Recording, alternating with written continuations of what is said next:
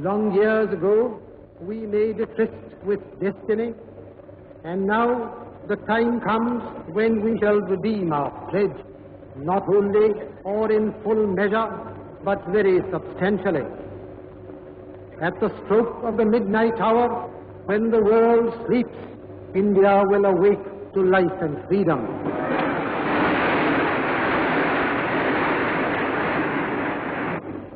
A moment comes, which comes but rarely in history, when we step out from the old to the new, when an age ends, and when the soul of a nation, long suppressed, finds utterance.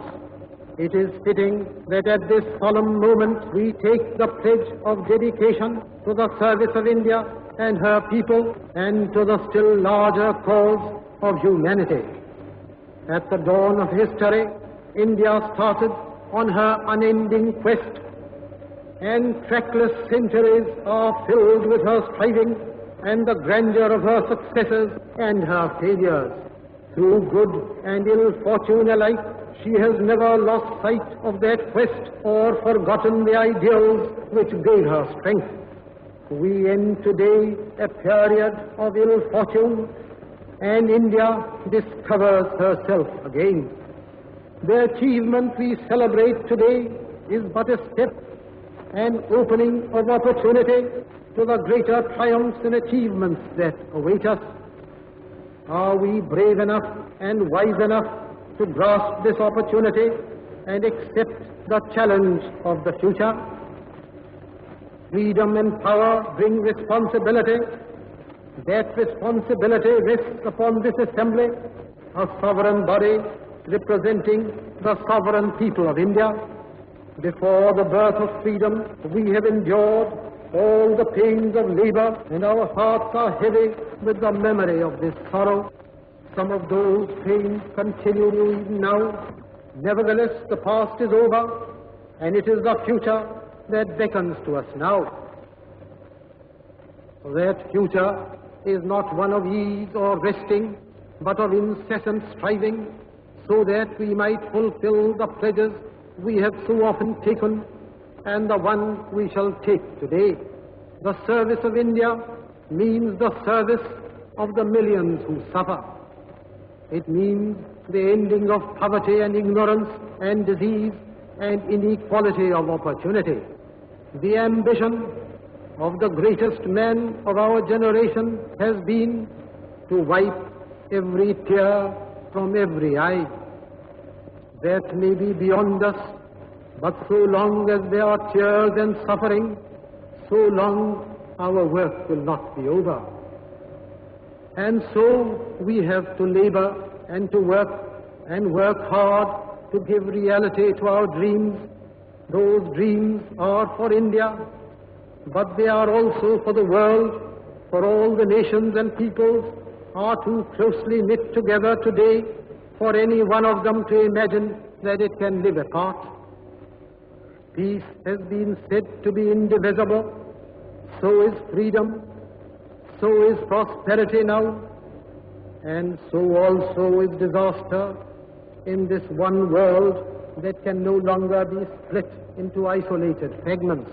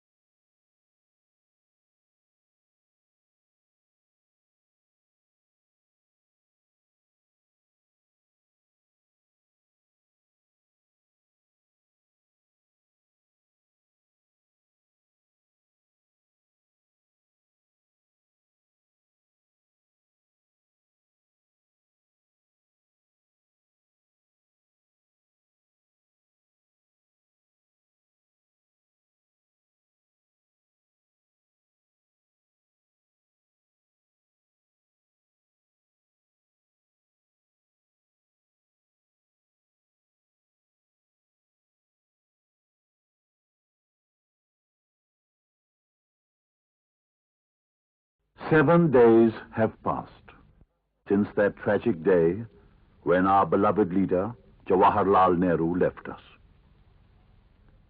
We bring you now a program containing excerpts from his last will and testament. And the excerpts are read out by Srimati Vijayalakshmi Pandit. I have received so much love and affection from the Indian people that nothing that I can do can repay even a small fraction of it. And indeed, there can be no payment of so precious a thing as affection. Many have been admired, some have been revered, but the affection of all classes of the Indian people has come to me in such abundant measure that I have been overwhelmed by it. I can only express the hope that in the remaining years I may live, I shall not be unworthy of my people and their affection. To my innumerable comrades and colleagues, I owe an even deeper debt of gratitude. We have been joint partners in great undertakings and have shared the triumphs and sorrows which inevitably accompany them. I wish to declare with all earnestness that I do not want any religious ceremonies performed for me after my death. I do not believe in any such ceremonies, and to submit to them, even as a matter of form, would be hypocrisy and an attempt to delude ourselves and others. When I die, I should like my body to be cremated. If I die in a foreign country, my body should be cremated there and my ashes sent to Allahabad. A small handful of these ashes should be thrown into the Ganga and the major portion of them disposed of in the manner indicated below. No part of these ashes should be retained or preserved. My desire to have a handful of my ashes thrown into the Ganga at Allahabad has no religious significance, so far as I am concerned. I have no religious sentiment in the matter. I have been attached to the Ganga and the Yamuna rivers in Allahabad ever since my childhood. And as I have grown older, this attachment has also grown. I have watched their varying moods as the seasons changed, and have often thought of the history and myth and tradition and song and story that have become attached to them through the long ages and become part of their flowing waters. The Ganga especially is the river of India, beloved of her people, round which are intertwined her racial memories, her hopes and fears, her songs of triumph, her victories, and her defeats. She has been a symbol of India's age-long culture and civilization, ever changing, ever flowing, and yet ever the same Ganga. She reminds me of the snow-covered peaks and the deep valleys of the Himalayas, which I have loved so much, and of the rich and vast plains below where my life and work have been cast.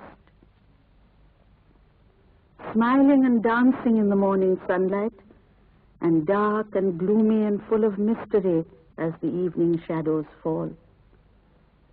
A narrow, slow and graceful stream in winter, and a vast, roaring thing during the monsoon, broad-bosomed almost as the sea, and with something of the sea's power to destroy. The Ganga has been to me a symbol and a memory of the past of India, running into the present and flowing on to the great ocean of the future.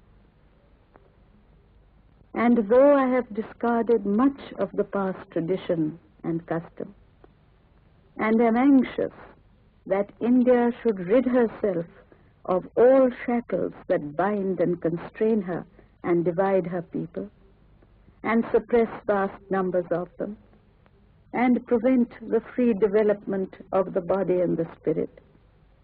Though I seek all this, yet I do not wish to cut myself off from that past completely. I am proud of that great inheritance that has been and is ours, and I am conscious that I too, like all of us, am a link in that unbroken chain which goes back to the dawn of history in the immemorial past of India. That chain I would not break, for I treasure it and seek inspiration from it.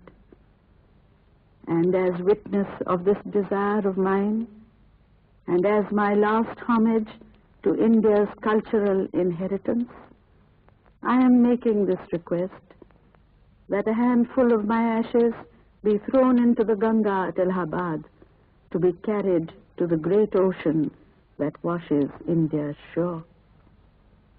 The major portion of my ashes should, however, be disposed of otherwise. I want these to be carried high up into the air in an aeroplane and scattered from that height over the fields where the peasants of India toil, so that they might mingle with the dust and soil of India and become an indistinguishable part of India. ऊपर से भारत कैसा दिखता है आपको? स्थिति जगत के कह सकता हूँ सारे जहां से अच्छा।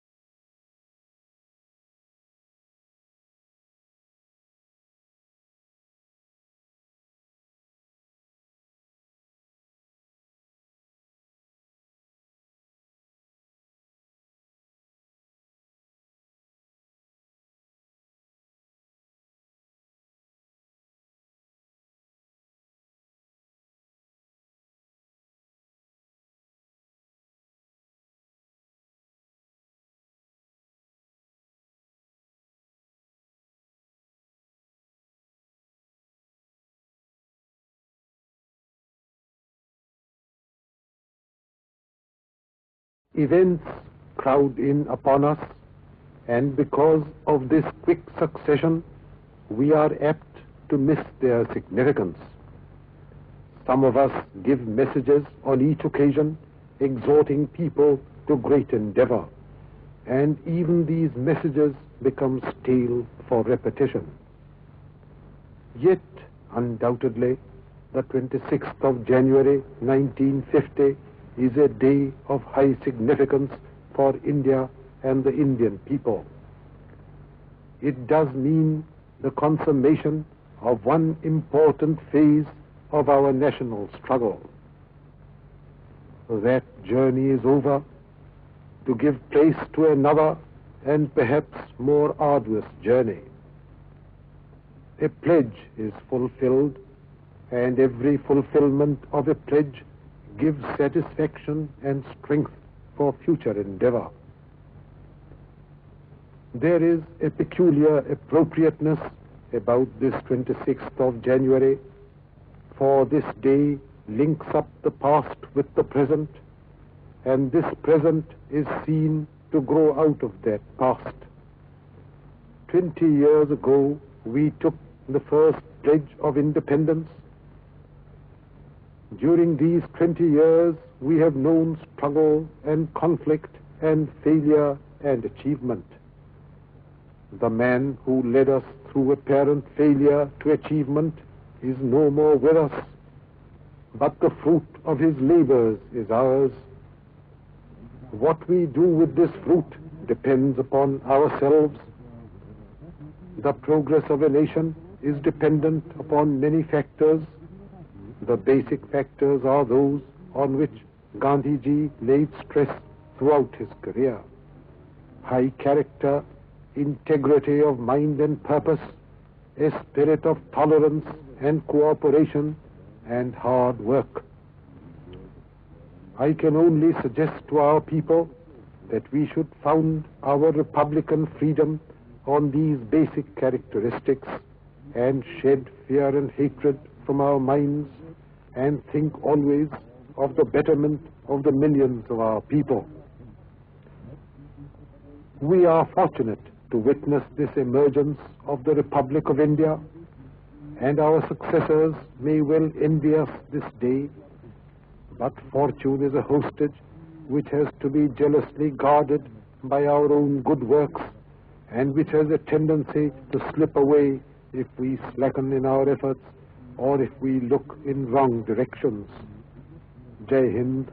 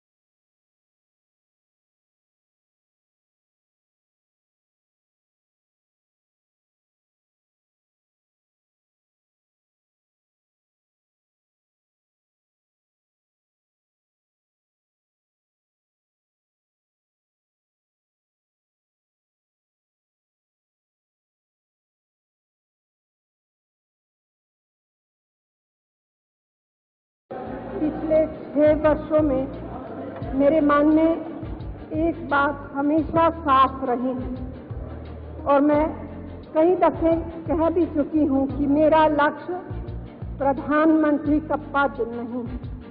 मेरे सामने हमेशा स्पष्ट था कि अगर कभी ऐसी स्थिति पैदा हुई जैसी आज, तो मैं अपनी आत्मा की आवाज के मुताबिक चलूंगी। तभी एक माताजी, बूढ़ी सी माताजी आई, बोला खोलो, तो मैंने खोला बैठ गई मेरे पास, दरवाजा बंद किया, बोली चलो। तो मैंने कहा दिल्ली मैं भी आऊंगी। तो मैंने कहा मैं तो दिल्ली जाने ही नहीं हूँ। नहीं मैं आऊंगी, बहू से मिलने आऊंगी। तो मैंने कहा होगी इनकी बहू होंगी दिल्ली में। मैंने कहा बहू का नाम क्या है? सोनिया। और राहुल का है, उससे मिलने आऊंगी। The Congress Party is now my life.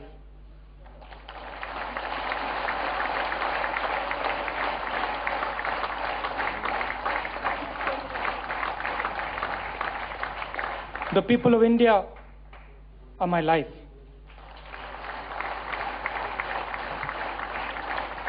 Fellow countrymen, it has been my privilege to serve India and the cause of India's freedom for many years.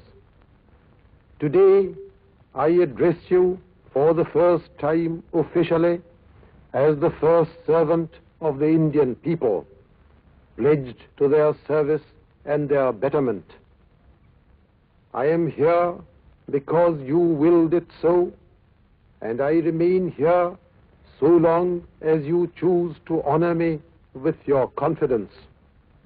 We are a free and sovereign people today, and we have rid ourselves of the burden of the past. We look at the world with clear and friendly eyes, and at the future with faith and confidence.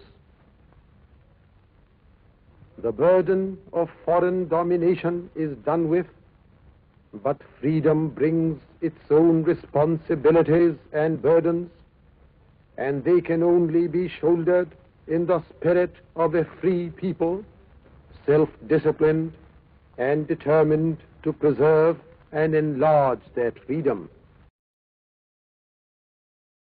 Friends and comrades, the light has gone out of our lives, and there is darkness everywhere, and I do not quite know what to tell you and how to say it. Our beloved leader, Bapu as we called him, the father of the nation, is no more. Perhaps I am wrong to say that. Nevertheless, we will not see him again as we have seen him for these many years.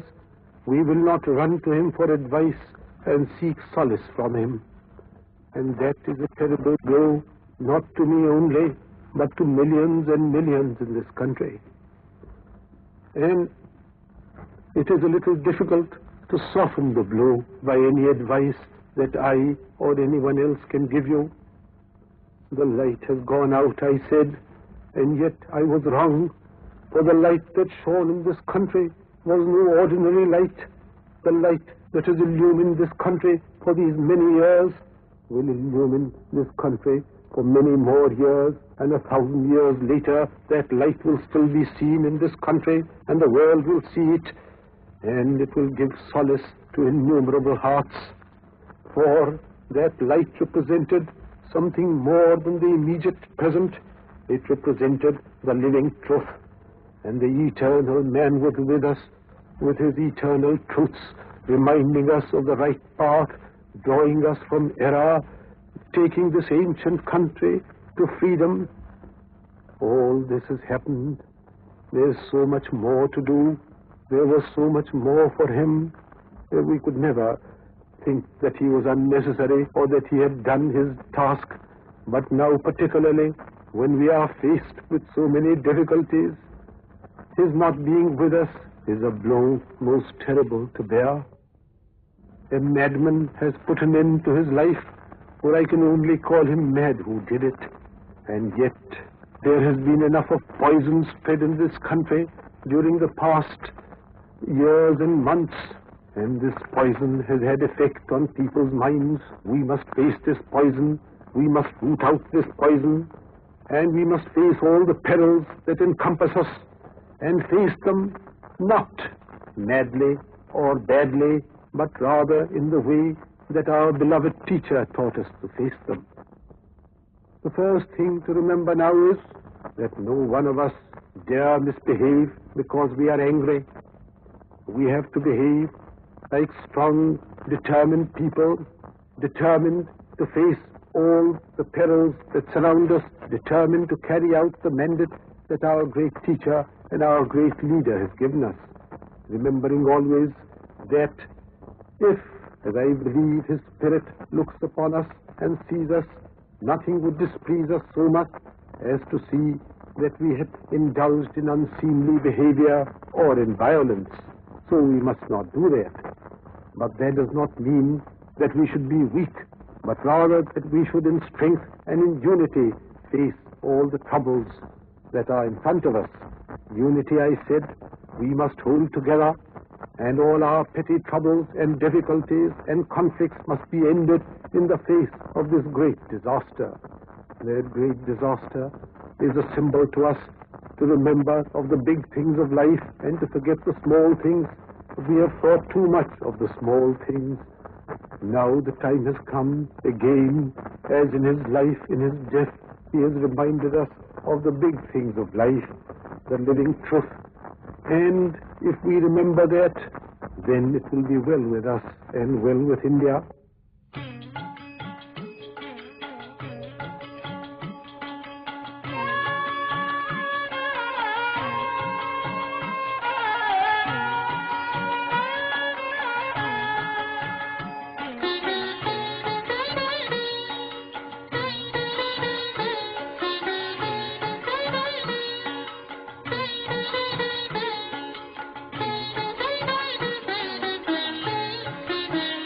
যদি তোর ডাক শুনে কেউ না আসে তবে একলা চলো রে, যদি তোর ডাক শুনে কেউ না আসে তবে একলা চলো রে, তবে একলা চলো, একলা চলো, একলা চলো, একলা চলো রে, তবে একলা চলো, একলা চলো, একলা চলো, একলা চলো রে, যদি তোর ডাক শুনে কেউ না আসে তবে একলা চলো রে।